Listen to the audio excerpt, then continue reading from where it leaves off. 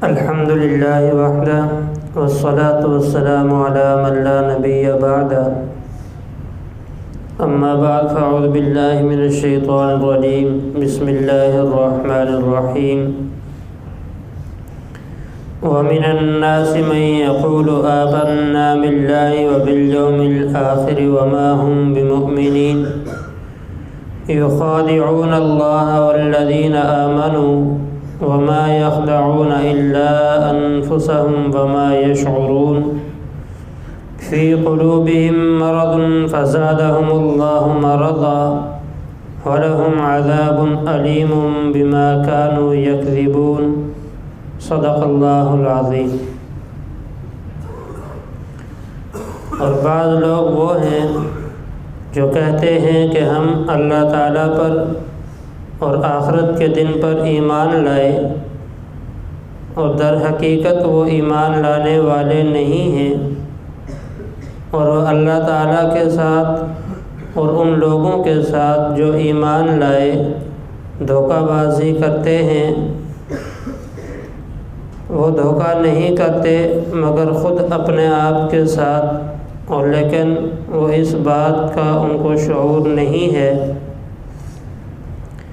ان کے دلوں میں بہت بڑا مرض ہے، اللہ تعالیٰ نے ان کے مرض کو مزید بڑھایا ہے، اور ان کے لیے آخرت میں دردناک عذاب ہے، اس وجہ سے کہ وہ جھوٹ بولا کرتے تھے۔ یہ سورۃ البقرہ کی آیت نمبر 8 سے لے کر 10 تک کی تلاوت اور ترجمہ آپ کے سامنے عرض کیا گیا ہے۔ جیسا کہ کل کے درس میں یہ بات گزری تھی کہ بنیادی طور پر کفار کی دو قسمیں ہیں۔ ایک وہ کفار کہ جو اپنے کفر کو اعلانیہ طور پر بیان بھی کرتے ہیں، اور دوسرے وہ کفار کہ جو اپنے کفر کا اظہار اعلانیہ طور پر نہیں کرتے بلکہ اسے دل میں چھپائے رکھتے ہیں اور ظاہراً اپنے آپ کے مومن ہونے کا دعویٰ کرتے ہیں۔ جو ایسے لوگ ہوتے ہیں کہ دل میں کفر ہو اور اظہار ایمان کا کر رہے ہوں، ایسے لوگوں کو قرآن کی اصطلاح میں منافق کہا جاتا ہے۔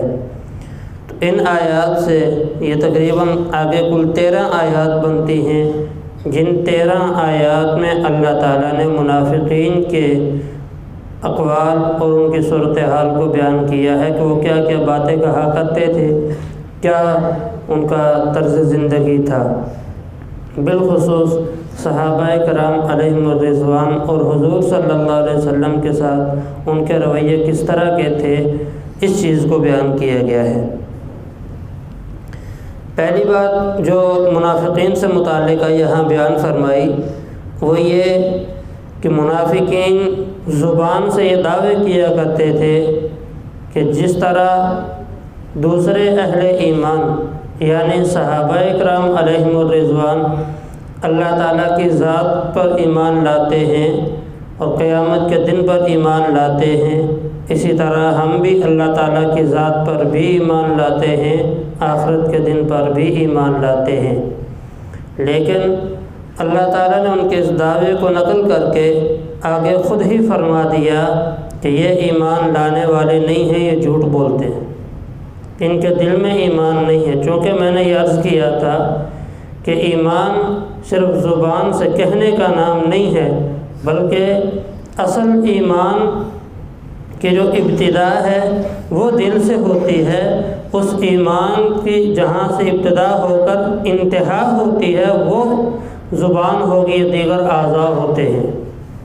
جہاں اسلام اور ایمان کا فرق عرض کیا تھا تو خاتم المحدثین سید انور شاہ کشمیری صاحب رحمۃ اللہ علیہ ان کا ایک قول نقل کیا تھا کہ وہ فرماتے ہیں کہ ایمان اور اسلام میں فرق یہ ہے کہ دونوں کی ابتدا اور انتہا مختلف ہے، باقی حقیقت کے اعتبار سے اگر دیکھا جائے تو دونوں میں فرق کوئی نہیں بنتا واضح طور پہ۔ ابتدا میں فرق کیسے؟ حضرت فرماتے ہیں کہ ایمان کی ابتدا دل سے ہوتی ہے، انتہا اعضاء پہ آ کے ہوتی ہے۔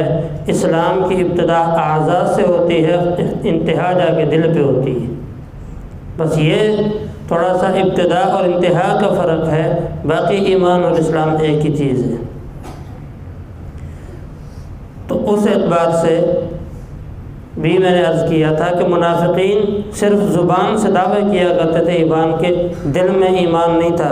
آگے ان کے اقوال آئیں گے کہ وہ کس طرح کی باتیں کیا کرتے تھے۔ جب حضور کے پاس آتے کہتے ہم ایمان لاتے ہیں، جب اپنے کفار کے سرداروں کے پاس جاتے ان سے کہتے ہم مومنوں کے ساتھ مذاق کر رہے ہیں۔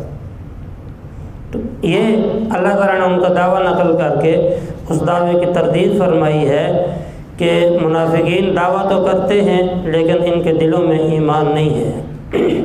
صرف زبان کے دعوے سے بندہ مومن نہیں بنتا، بلکہ دل سے تصدیق بھی رسول اکرم صلی اللہ علیہ وسلم کی، اور جتنی چیزیں رسول اکرم صلی اللہ علیہ وسلم اللہ تعالیٰ کی طرف سے لے کر آئے ہیں اور ان کا ثبوت قطعی و یقینی طور پر ہم تک پہنچا ہے، ان کو ماننا لازمی اور ضروری ہے۔ پھر اس کا اقرار زبان سے کرنا یہ بات کی بات ہے، پہلے تو دل سے تصدیق ضروری ہے۔ دوسری بات جو منافقین اپنے خیال کے طور پر ان کا خیال یہ تھا کہ ہم یہ کام کر کے مومنین کو اور اللہ تعالیٰ کو دھوکہ دے رہے ہیں۔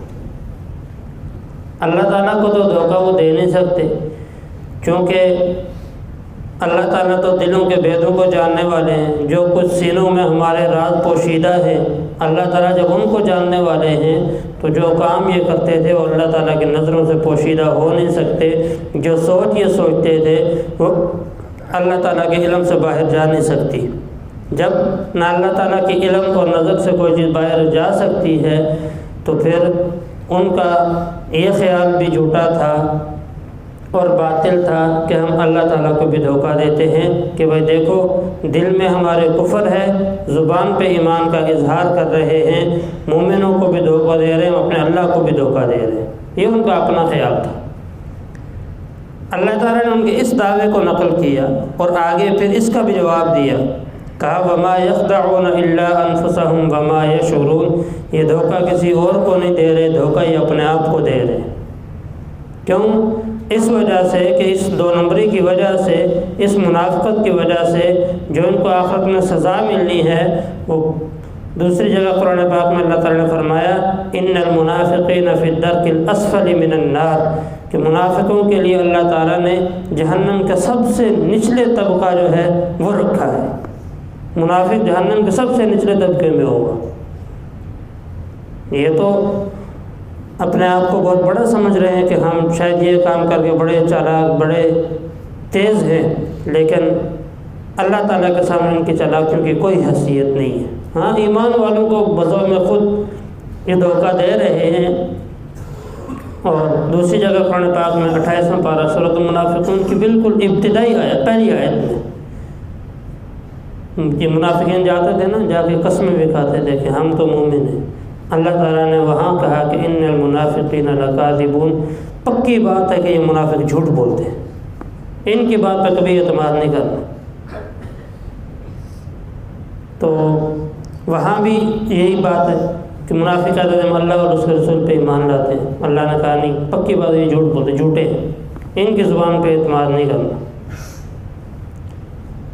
یہ دوسرا دعویٰ۔ اور پھر آگے یہ بھی کہا کہ دھوکہ اپنے آپ کو دے رہے ہیں لیکن انہیں اس بات کا شعور نہیں ہے۔ ایک ہوتا ہے علم ہونا، ایک ہوتا ہے شعور ہونا۔ شعور کا تعلق حصی چیزوں کے ساتھ ہے اور علم کا تعلق حصی چیزوں کے ساتھ بھی ہوتا ہے، غیر حصی چیزوں کے ساتھ بھی ہوتا ہے۔ تو مطلب یہ ہے کہ یہ ان کو جو اپنے آپ کو جو دھوکہ دے رہے ہیں وہ نظر آنے والا تو نہیں ہے، لیکن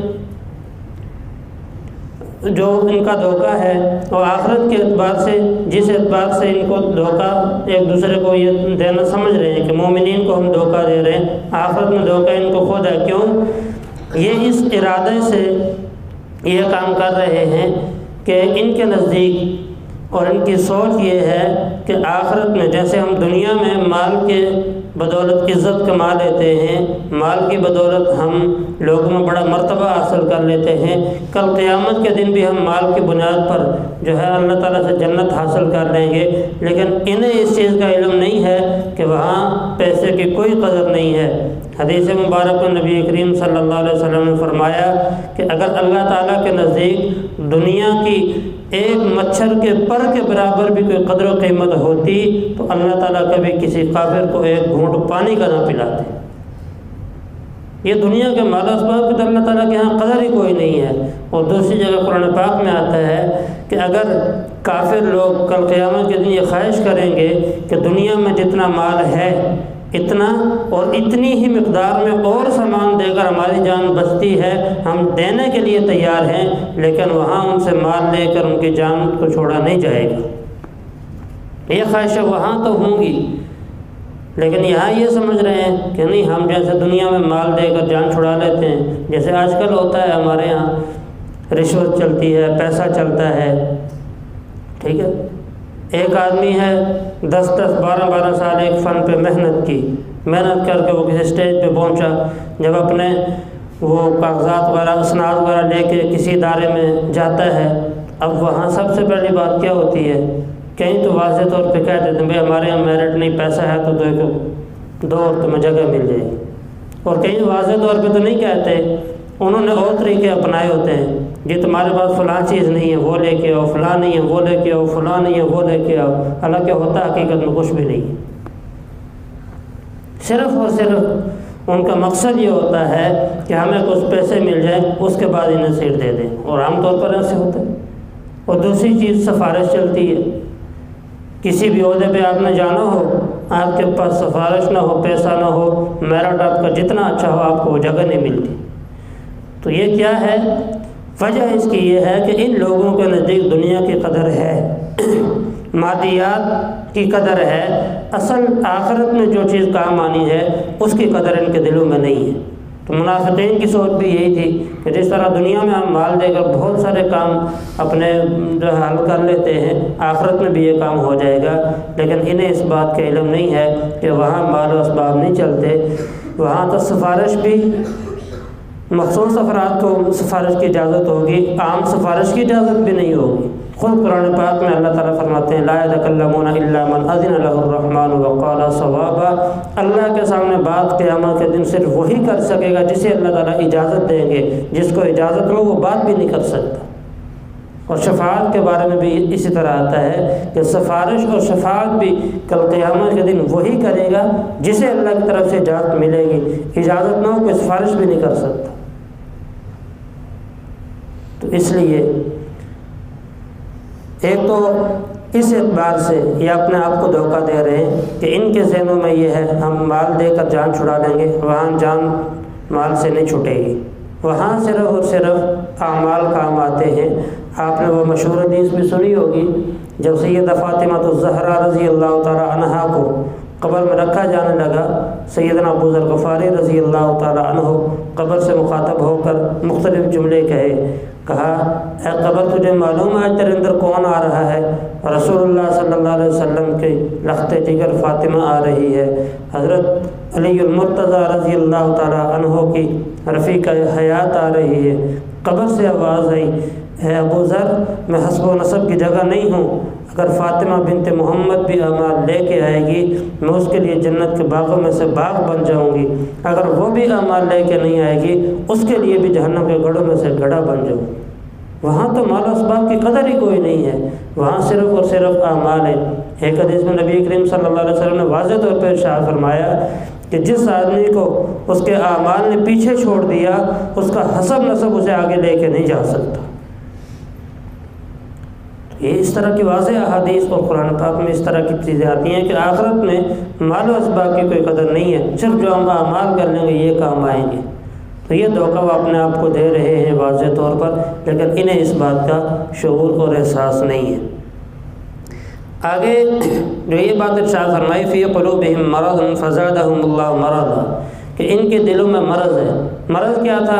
یہی جھٹلانے والا مرض تھا، سچائی کو جھٹلانے والا مرض، حضور کو جھٹلانے والا مرض تھا۔ حضور صلی اللہ علیہ وسلم صحابہ کا مذاق اڑانا، صحابہ کو یہ بھی یہ تانے دیا کرتے تھے کہ بھائی دیکھو ہمارے پاس مال ہے، ہمارا لباس اچھا، ہمارا رہن سہن کا انداز اچھا، تمہارے پاس کیا ہے؟ پہننے کے لیے کپڑے نہیں ہیں، کھانے کے لیے کچھ چیز نہیں ہے۔ کہ دن تو تمہارے گھر میں فاقے ہوتے ہیں، اور خواب کیا دیکھتے ہیں؟ کسر و کسریٰ کی بادشاہت کے خواب کیا دیکھتے ہیں کہ بڑے بڑے ہم علاقے فتح کریں گے۔ علاقے فتح ایسے نہیں ہوتے، علاقے فتح مال کی بنیاد پہ ہوتے، علاقے فتح طاقت کی بنیاد پہ ہوتے ہیں، جو کہ کافر کی سوچ یہی ہوتی ہے۔ جس کا اللہ پہ یقین نہ ہو، اللہ کے ساتھ تعلق مضبوط نہ ہو، اس کا یقین یہی ہوتا ہے سب کچھ جی مال سے ہوگا، طاقت سے ہوگا، اسباب سے ہوگا۔ لیکن اللہ تعالیٰ نے پھر صحابہ اکرام علیہم الرضوان کو تمام کے تمام کفار پر غلبہ دے کر یہ بات عملی طور پر بھی ثابت کر دی کہ اللہ تعالیٰ جب کسی کو غلبہ دینے پہ آئیں تو وہاں مال کی ضرورت نہیں پڑتی، طاقت کی ضرورت نہیں پڑتی۔ اللہ تعالیٰ تقوی اور تعلق کی بنیاد پر ان کو بڑے بڑے طاقتور لشکروں کے سامنے بھی فتح نصیب فرما دیتے ہیں۔ یہ بات اللہ تعالیٰ نے عملی طور پر بھی دور صحابہ میں بھی اور بعد کے ادوار میں بھی دکھائی ہے۔ تو یہ ان کے دلوں میں مرض تھا کہ یہ سچائی کو جھٹلاتے تھے۔ وَلَهُمْ عَذَابٌ عَلِيمٌ بِمَا كَانُوا يَكْذِبُونَ، دنیا میں تو یہ عیش و عشرت کی زندگی گزار لیں گے، لیکن جب آخرت میں جائیں گے تو ان کے لیے دردناک عذاب ہے، اس وجہ سے کہ یہ جھوٹ بولا کرتے تھے۔ جھوٹ یہی تھا کہ دل میں تو کفر تھا، زبان پہ ایمان کا اظہار تھا، یہی جھوٹ ہے۔ اور یاد رکھیے گا ایک حدیث مبارک میں یہاں تک بھی آتا ہے کہ جب آدمی ایک مرتبہ جھوٹ بولتا ہے، اللہ تعالیٰ کی رحمت کے فرشتے جو انسان کے پاس ہوتے ہیں وہ کئی میل دور چلے جاتے ہیں جھوٹ بولنے کی وجہ سے۔ ٹھیک ہے، تو جھوٹ کی بھی جو ہے نا تو نحوست ہوتی ہے، اس لیے ہمیں اس سے بچنا چاہیے۔ اللہ تعالیٰ سے دعا ہے اللہ تعالیٰ ہمیں توفیق عمل نصیب فرمائے۔ الحمدللہ وحدہ